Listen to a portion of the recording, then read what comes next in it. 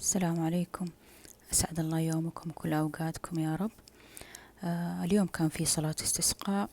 أسأل الله أن يسقينا غيثا مغيثا نافعا غير ضار عاجلا غير آجل يا رب.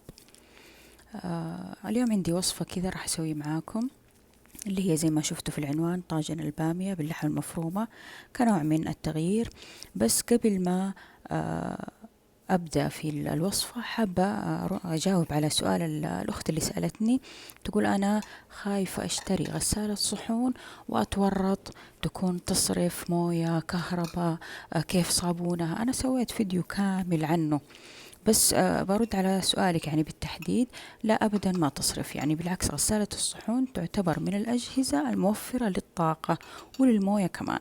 يعني يمكن الغسيل اللي بتغسليه بيدك يعني أكثر من مرة بنغسل مواعين. أنا عني بالنسبة للغسالة أنا أحطها كل المواعين وأشغلها آخر اليوم، مو بعد كل وجبة. فبالعكس ما تصرف موية أبدا، وعندك فيديوهات في اليوتيوب تقدري تشوفي إنها موفرة للموية وموفرة للطاقة. وبالنسبة للكهرباء أبدا ما تصرف. اللي يصرف أكثر شيء كهرباء المكيفات، عاد أنا ما أعرف أنتي في أي منطقة. أكثر شيء يصرف صراحة المكيف. أما إجابة على سؤالك، أبدا ما تصرف لا موية ولا كهرباء. وطبعا لك أنت الحرية حسب ميزانيتك إذا تقدري تشتريها أو لا. بس حبيت أجاوب وأفيد اللي عنده تساؤل نفس السؤال هذا. زي ما شفتوا الطبق اللي هو البامية، هنا بدأت أكشن البصل. الوصفة هذه دائما احنا متعودين انه البامية نسويها باللحم، قطع اللحم. لكن شفت الوصفة هذه في قناة سفرة اللي هو الشيف شربيني، فجت الوصفة في بالي. يعني هي الوصفة شفتها في القناة، في قناة سفرة زي ما قلت لكم. لكن أنا سويت فيها شيء، يعني بعض التغيير بالشيء اللي يناسبنا ونأكله. هنا بعد ما ذبلت البصلة حطيت اللحمة المفرومة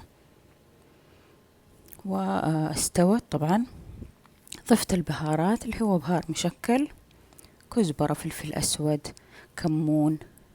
ودائما أنا في البامية أحب أضيف رشة هيل ورشة قرفة، يعني يعطيها طعم كذا مرة لذيذ.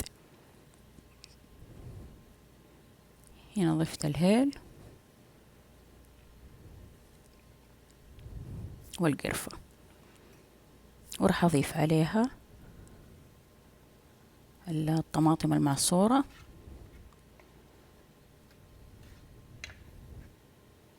طبعا هي حتستوي تقريبا في الآن يعني على النار، لكن أدخلها ويكون فيها يعني مرق زيادة، أدخلها الفرن في الطاجن تتسبك أكثر.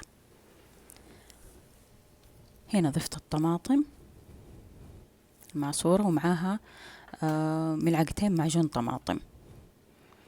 طبعا في البصل لما حمست البصل كان معاه ثوم، الثوم يعطي طعم حلو للبامية. طبعا حضيف موية لأني أبغى يكون فيها مرق.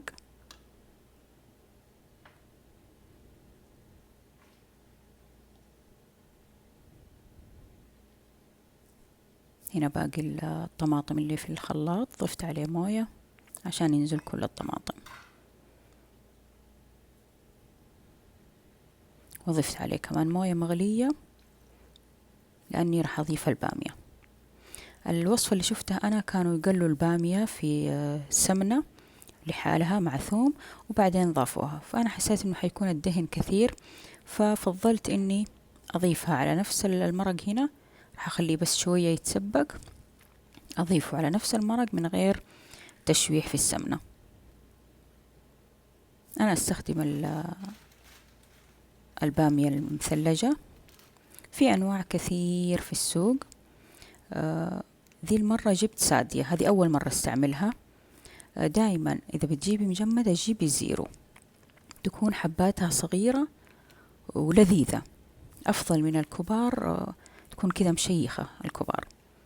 في برضو إكسترا، بامية إكسترا برضها كويسة. في أنواع كثير من البامية. طبعا في ناس ما يحبوا المجمد، يجيبوها طازة يقمعوها. عاد كل بيت وله يعني طريقته في الطبخ. خلاص راح أخليها تاخذ غلوة وأحطها في الطاجن. كذا حطيتها ما كفت واحدة، فأخذت فخارة ثانية صغيرة. راح أحط على وجهها شرايح طماطم وشرايح فلفل رومي. طبعا حطيتها في صينية عشان لما أدخلها الفرن مع الغليان ما تنقط لي في الفرن وينعدم. طبعا حاولي تخلي شوية يعني مسافة، ما تعبي إلى فوق الطاجن، لا خلي شوية مسافة، لأنه مع الغليان حيطشش كذا ويعدم الدنيا، فخلي مسافة. بس دحين أدخل الفرن من فوق ومن تحت، يعني من 25 ل30 دقيقة.